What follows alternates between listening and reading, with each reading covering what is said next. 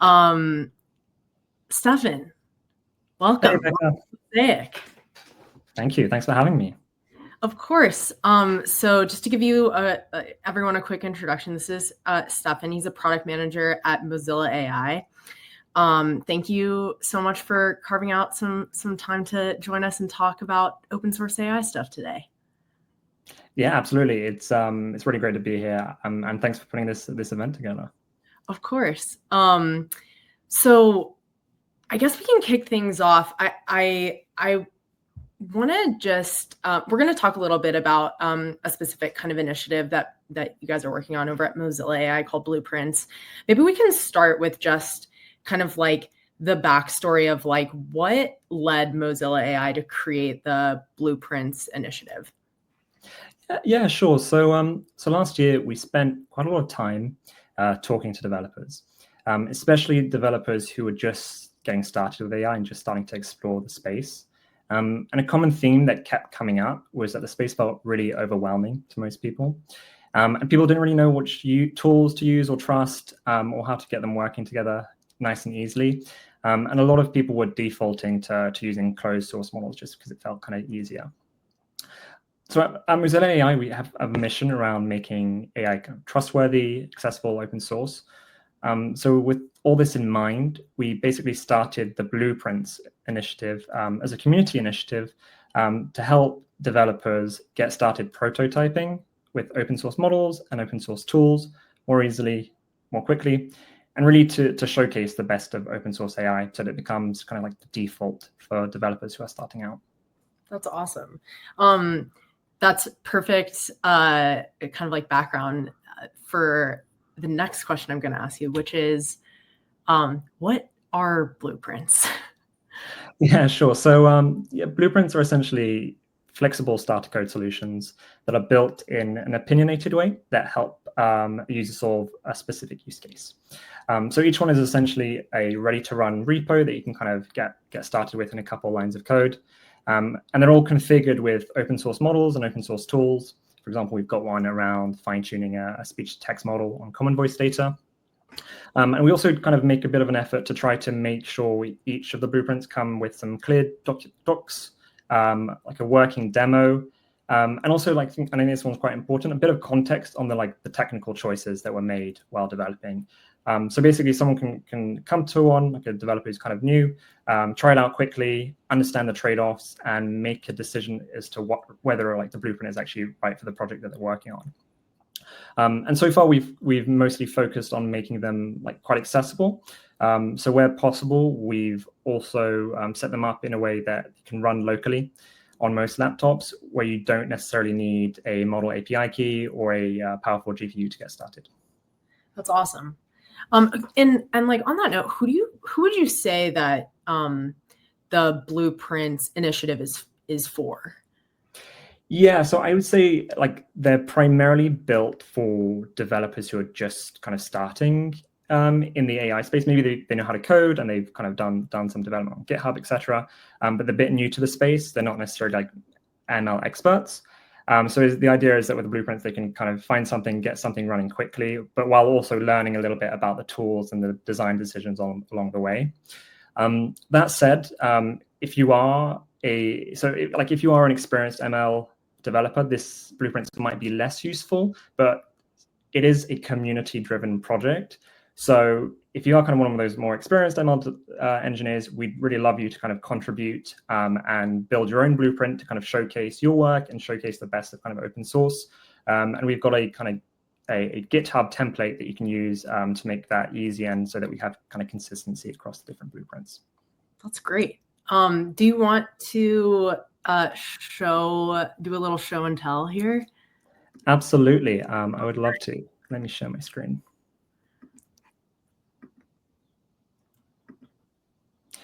Great. So hopefully that's come up for you guys. So yeah, this is kind of our Blueprints website. You can find it at blueprints.mozilla.ai. This is the landing page. So this is where kind of people would kind of enter, and usually we have a new blueprint like most weeks, almost every couple of weeks. And from here, if you navigate to all blueprints at the top right, you can kind of see the list of blueprints that we have so far.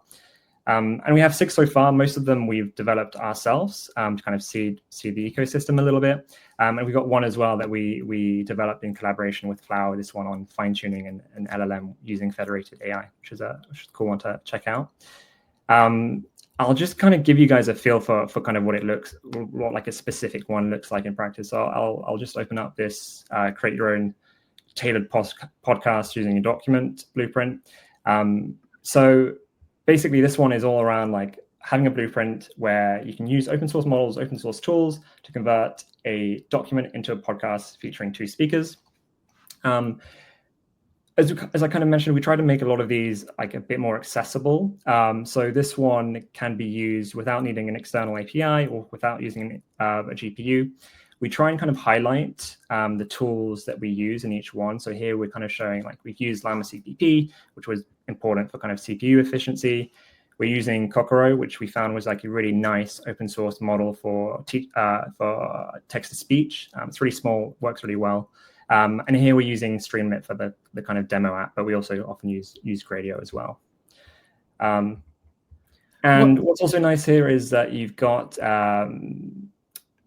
bits like here you can see the choices. For example, here, like the developer might be interested in like, okay, why have you used this model? Why have you used this approach? We try and kind of explain the decisions that we make along the way, which I think kind of sometimes missing from some documentation. And we also include a kind of step-by-step walkthrough to kind of help people kind of get engaged with it straight away. And the other thing that we like to showcase as well is we like to showcase where the community has kind of taken a blueprint and kind of extended it further and run with it. So for example, here we've got like an example of community members who have taken this document to podcast blueprint, and here this process has extended it to make it multilingual. Pratik has made the document pre-processing a little bit better using Markdown, which is another open source tool. So ideally, people can look through this page, get a kind of good feel for whether the blueprint is going to be useful for them. And then once they want to kind of go and get started, they can click on this Get Started button, which will take them to the blueprint GitHub repo. And then with a kind of couple lines of code, they can kind of get started. This one's quite nice. It has a PyPy library, so it's really easy to test and try yourself. Can I ask you a question about the sort of, we'll call it like the starter set of blueprints that you guys are coming out of the box with? How did you think about what to create blueprints for, and like what the use cases were, and like what was that process like? Yeah, so we actually started by asking people. Basically, we actually put out a short survey initially, being like, what do you feel is like missing from the space? What do you wish you kind of could see more of? The document to podcast one, I think, was an interesting case where we saw what Google did when we were getting quite a lot of attention with their, I think it used the Gemini model, and it produced quite a nice podcast. But we felt like there was something missing where it would be nice to make it much more configurable, tailorable to your own needs, and usable without needing kind of an API key, etc. So it's a kind of combination of seeing where we think some of the interest is going, and then also just asking people what they'd like. And I mean, I'm partially motivated to ask this because you're a product manager. I'm a former product manager. What did I would love to hear a little bit of like the kind of behind the scenes process of like what the product development process looked like for this. Like what are things that changed in between kind of like the very first version of this, like the MVP, and what you deployed and rolled out, in production, and what if there were any interesting kind of like user feedback or like exploratory insights that you kind of gained in that process that maybe impacted changes to the product itself? Yeah, I think that's a great question. One of the things that we started on was at the beginning we were kind of a little bit more focused on the code side, and kind of trying to create solid repos that people would use. But then one of the kind of insights that we had was that a lot of people, unless they kind of see feedback really quickly these days on if a project is going to be useful to them, they won't necessarily like actually use them. So that's why we kind of added hosted demo functionality, where like, for example, here I can, instantly tell, like, I can like browse and, upload a file and see if it works for you straight away. And I think that was one of the learnings. Like, I think that our developers these days, maybe some of them have a bit more of attention span, but some of them have less, and they really want to have that instant feedback whether a project is going to work for them or not. That is really interesting. That makes sense.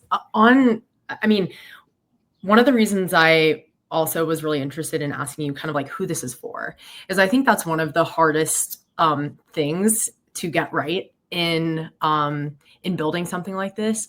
How did you go about like figuring out how to balance the level of detail in sort of like what's happening here, what's under the hood, letting people kind of double click where they might want to, versus abstracting certain things away or making decisions, let's say, that are actually really useful from a usability standpoint for the end user, and like map that to what does the best version of the product look like for the type of developer that you are building this for?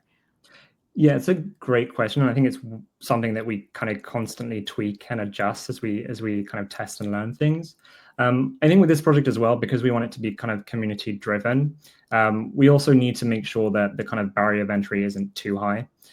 So when we do things like create a kind of template that people can use, we want it to still be friendly to people, and we don't want people to kind of come to a project and feel like the level of work required to meet the standard is too high. So I think it's about finding a balance. We still want like a level of quality and curation, but we don't want it to be kind of off-putting to people or restrictive, because fundamentally we want this to kind of be community driven. That makes a lot of sense. And I mean, from like, there's one specific thing in sort of like the design here that you showed that I think is small, but actually like represents a really important piece of what we're talking about. And that's the part where you kind of show like, these are the elements that we used in making this blueprint. Yes, on the right there. I think like that is the reason I like highlight that is I think that's like such a great balance between like, hey, we want to show you what we're actually using here because you should know this and it's important, but also like we made the decision for you, essentially. Like these are the 3 things we're using. And I think that's something that a lot of AI driven products like struggle to find the balance between. So yeah, I think that's a great point. I think like we want to showcase the tools we're using. Like we've built something on top of these tools. We want to bring them to life and really show that they're being used to build great things. So I think, yeah, I agree. There's obviously like details where like maybe there's some like small library you're using that you don't always get to showcase, but the main ones, the ones that are really bringing the blueprint to life, we want to showcase those. Totally. Well, Stefan, thank you so much for joining today. This was fascinating. Really, really appreciate you making the time. No worries. Thanks very much for having me.